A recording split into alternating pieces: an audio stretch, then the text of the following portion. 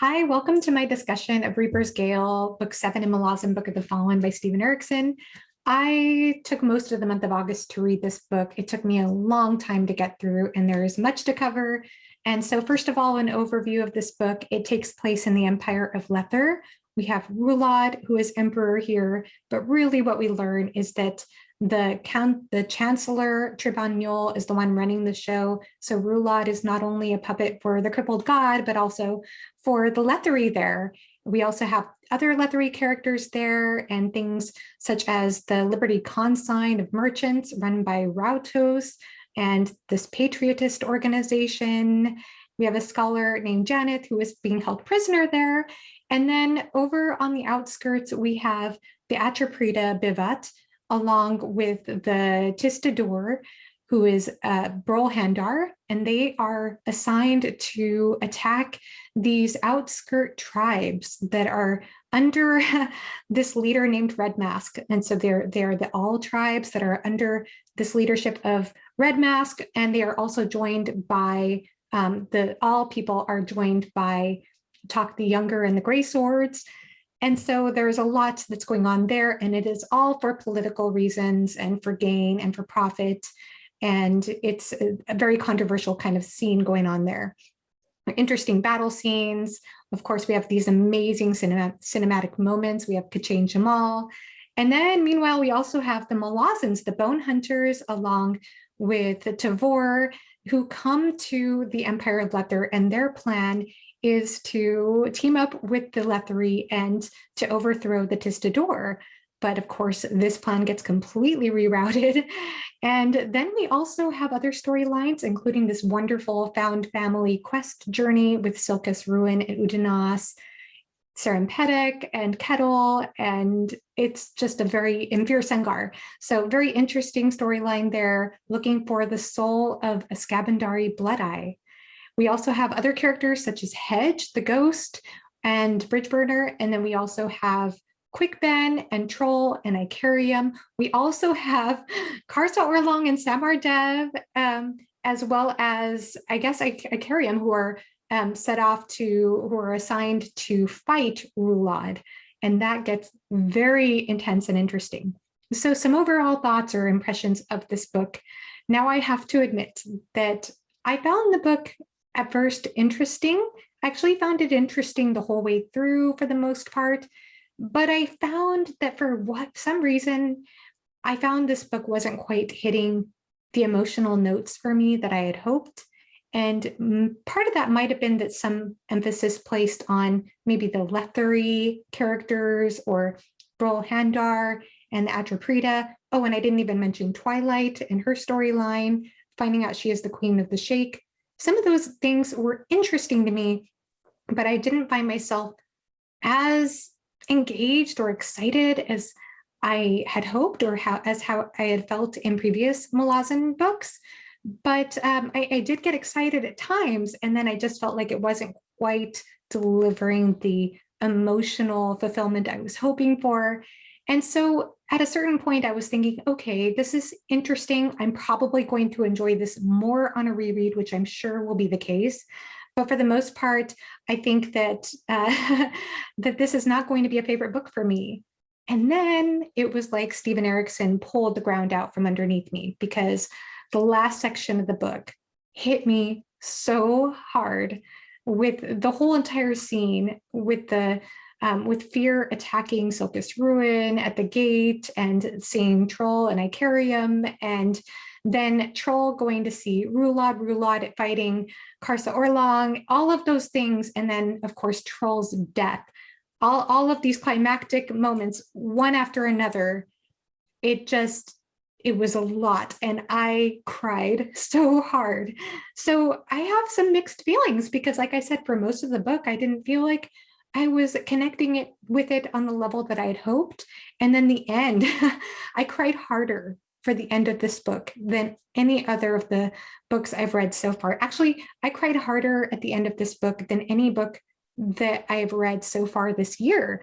So I don't know what to make of that, but it was a very powerful ending for me, very powerful book overall, considering that. I mean, this is kind of the beauty and challenge of reading a Malazan book, right? Is that there are so many amazing storylines and things going on and characters and themes. I know AP talked about this recently. I had a small chat with him about this, about how this is one of the great strengths of the series. And at the same time, I guess it can be seen as a challenge because there are times when you're probably going to connect with certain characters more than others or certain storylines more than others.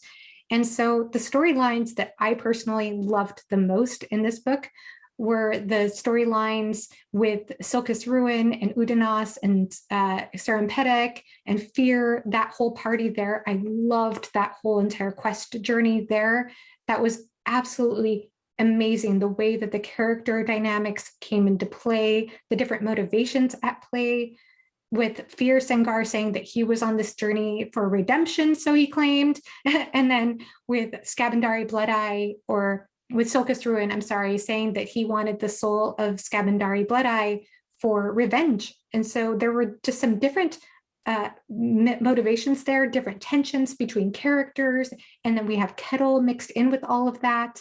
And what she represents at the end, which was the seat of the Azath Tower. Very fascinating storyline there. And then other things that I really enjoyed too included, of course, anytime we have Karsa Orlong. Karsa is one of my favorite characters in the series. I just find him fascinating. I know he's problematic in a lot of ways, but I cannot help but find him incredibly fascinating. Just the way that he is his own person, the way he challenges things. And I love his interactions with Samar Dev. Samar Dev is a fantastic character. The way that she is not afraid to challenge Karsa Orlong and question him, and at the same time consider things that he says. And it became very, very clear how much these two really care about each other and the different ways that they express that, or the interesting, fiery ways that they express that, was absolutely incredible. So well done. And of course, the friendship between Troll and Icarium is precious. I think that it was just so heartbreaking towards the end with how that wrapped up and things that transpired there. Serempedek remains one of my favorite characters in this series. I loved Beak. Actually, Udanos has really grown on me too, just as a very rich character, very interesting character to me. So if this book got me feeling a lot of emotions, and there were just so many interesting character dynamics, which I want to get into a little bit later. So a lot of fantastic elements in this book. And one thing that I should definitely mention before I go on is, of course, Tahol and Bug.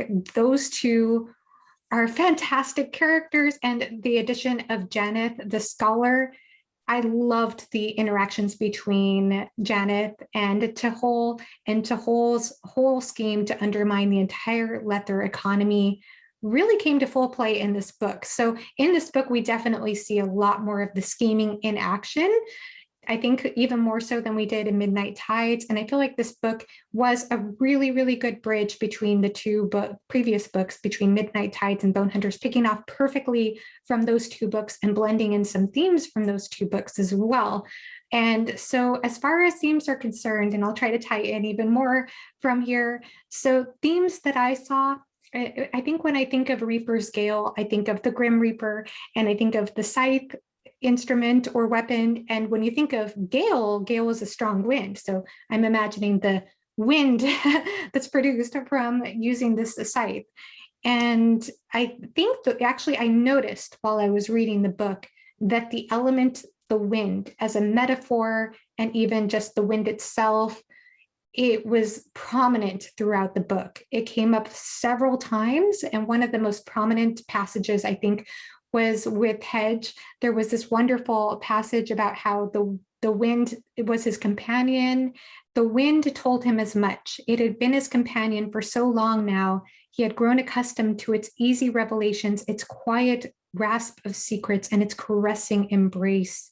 And he talks about stumbling upon some bone remains. And so it kind of made me think of the bone hunters there with the bone symbolism there, but the wind symbolism. Obviously, Hedge is dead at this point.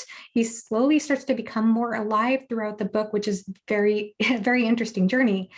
And I loved, by the way, his encounters with Emoth and conversations there, and the heartbreaking scene when he uses the cusser on Emoth. But I really did see the wind as symbolizing death, again, bringing that with the Reaper's, the Reaper's Gale. It seemed to be a big symbol of death, but not just death as in nothingness after life, but almost like this sort of middle zone between life and oblivion. I guess that would be the right word, or the Malazan word to use. And it seemed as though there were so many questions about that sort of pause between life and death, especially with Hedge's character. But there were, again, many references throughout the book. I noticed the symbol of the wind in epigraphs, and I even noticed like there were a couple of epigraphs, at least one I can think of that comes to mind. I think it was the Fisher Kelteth who talked about the midnight tides, or talked about the tides and water, and talked about the wind. So again, bridging these sort of metaphors and themes from previous books, Bones, and with the tides, thinking about these political issues between the Lethery and the Tistador, and just seeing how that really all comes to play with the death and the crippled god and all of these things. I don't know, that all just kind of came to mind with this theme of the wind and this theme of death. And there were so many characters in this book, I think, in relation to death, who were just looking for peace, looking for this sense of peace in the afterlife or peace in death. And there was this fantastic part in which Emoth was telling Hedge about this realm in which the Jagged created, that was supposed to be a realm for the dead, but that they ultimately rejected that in favor of oblivion. So I think the idea is that sometimes we have this idea, I think, or characters have this idea of finding peace in death or in the afterlife and not being able to quite find it unless it's real, total death, nothing more. And so that longing happens quite a bit. I think Hedge struggles with not being quite dead and not being quite alive for a long time in the book, but also just looking at other characters like Rulad. Rulad wants to die the ultimate death, and he can't quite die. He can't find the peace he's looking for. And there are other characters too who also are confronted with this, but also I think the idea too is that, you know, how do you have peace if others don't have peace around you? As we see with Trull, who is really struggling with that too. He is heartbroken over peace for others, that he wishes peace for others. And Trull also has a longing for a certain woman, Serempedic. So there is that longing there. And I think another thing to mention might be that, of course, in addition to this theme of death and everything, what's happening with the living is pretty brutal too. Obviously, there are some fascinating Kachane Jamal action scenes, some great battle scenes, interesting strategies and tactics at play with war going on. And at the same time, also a lot of political maneuvering. I loved all the scenes with Tahol, of course, but I particularly loved the part in which Janeth challenges him and asks him, you know, what is the value in destroying this system that you have profited from? And he does this fantastic speech about how there is no virtue in possession. I thought that was absolutely fantastic. That won me over for Janeth. I think they had some kind of love chemistry thing going on, and it was very unorthodox, but at the same time, I could totally understand why she maybe fell for him at that point, because he really proved to be her intellectual equal. And I love how Tahol shows himself to be so brilliant, and his humor is not separate from that. It is a part of his brilliance. So very fascinating. I just loved that speech though. I thought it was so well done. And I loved Janeth too. I think she was fantastic. The scenes, of course, in which she is raped and tortured at the beginning of the book were very hard to sit through, but they did showcase how powerful she is, how powerful her mind is. And I loved her stance on relativism. There's a wonderful epigraph that she wrote, and I can't remember exactly what chapter it was. I should probably bring it up at some point, but it was fantastic. It was a wonderful commentary on on looking at extremes. And it seems like a lot of times when people are familiar or comfortable with one extreme, or they hate one extreme in society, they will use that as a justification to either love or hate the other extreme. And I think she was so good she's such a great critical thinker and so good at sort of pointing out the problems on both sides and the issues of these dichotomies. So fascinating character. I thought that was also just a fantastic theme throughout this book as well. One we've seen before, but I think just coming to play even more in this book. Let's see, as far as exploitation is always a theme, I think that we see in Malazan books. Of course, poor Icarium is a great example of that, someone who's being very exploited, but also Rulad too. I think my heart went out to Rulad, and I already talked about possession. I think possession as virtue, that kind of thing, just that question there was fantastic. But in relation to these ideas of exploitation, and of course I mentioned also the torture and rape of Janet, and the way that that other character, the Lethery character Tanal, treated her, trying to possess her. That was another area where I think he just felt like he could own her in a certain way or brainwash her in a certain way, which was disgusting.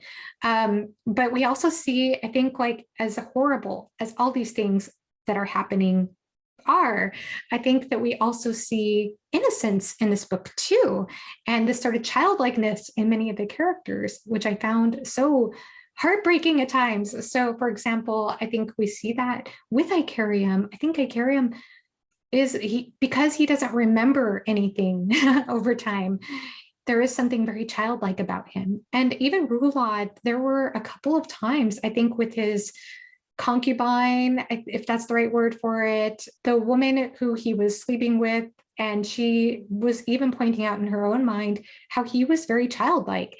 And even though she admitted to herself that part of her did want to kind of, capitalize on this experience of being with Rulad, part of her also did feel some pity for him.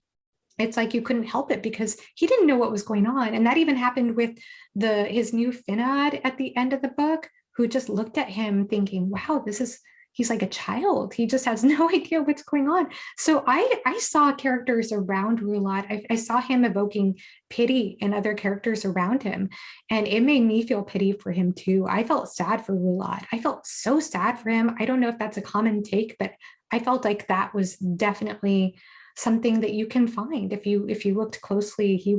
There was an innocence there. There was a child there. He was such a young man when he was corrupted by this sword, and he's just trapped. And it's hard to see that innocence there. And then of course with innocence we see Kettle, and Kettle, it is heartbreaking for her as she becomes more human.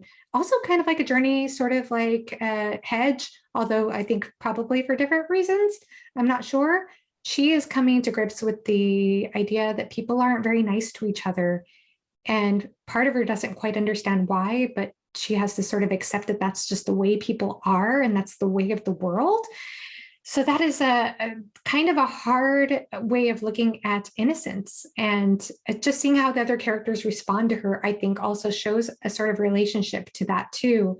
The way that Udanas holds her hand and is so gentle and loving towards her, it made me feel, I think as a reader, it made me feel much more compassion towards Udanas, and just seeing that there is this gentle side to him. And then with Serempedic, of course, it's hard for her to learn that at the beginning of the book that Kettle is raped, but she seems to have some struggles there with Kettle. And if you think back to Midnight Tides, Serempedic she hated her childhood. She hated to see herself as someone who is innocent. She hated that her parents excused behaviors from her because she was a child. She wanted to be judged and assessed like any Lethery person, held to certain high standards. So I'm going to get more into that actually in a moment. But I do see this innocence throughout the book, and also especially with the character of Beak, who is so precious, who will do anything for his friends, and this idea of purity or purification being final. I think what he meant by that is rather than how a lot of religious folk, he says, think of purification as sacrificing blood, whipping yourself, or giving up certain items or whatever. He sees purification as final, meaning giving it all up.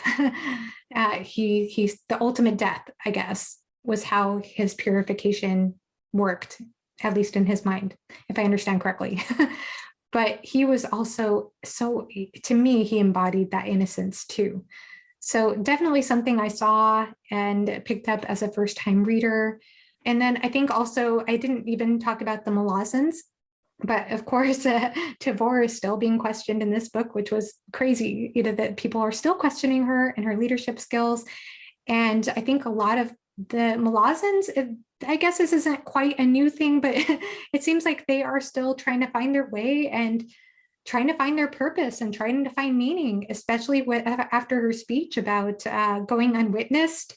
This idea of witnessing obviously comes up over and over again in Malazan books, and giving answer, that came up several times. But I think just finding purpose and meaning in this and having some faith in what you're doing was something that came up. One other thing I would really like to talk about are the characters and the character psychology in this book, because one thing that I found is that some of the characters were so hard on themselves. I guess we can see this in previous books, but it was something that came to my mind on reflection.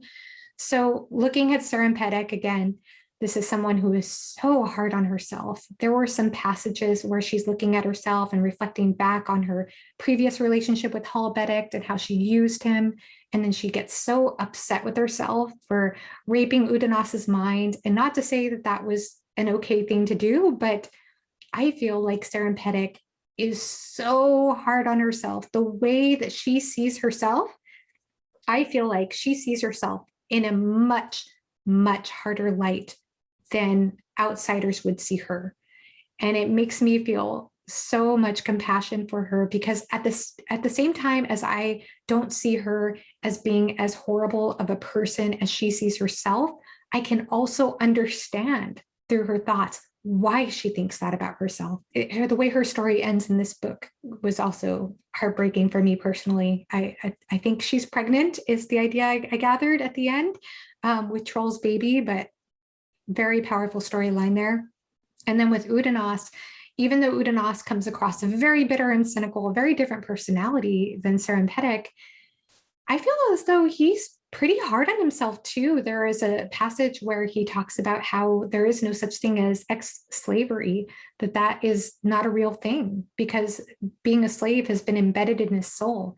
And even though there is this cynicism there, this bitterness there, that he can't ever escape this slave mentality, there is still a part of him that is still trying, that still cares. He forces himself to move on. He forces himself to witness. And the compassion he extends to Fear at the end was so meaningful. He gave Fear a hard time throughout the book, and Fear gave him a hard time. And at the end, he still told Troll that Fear died a hero's death.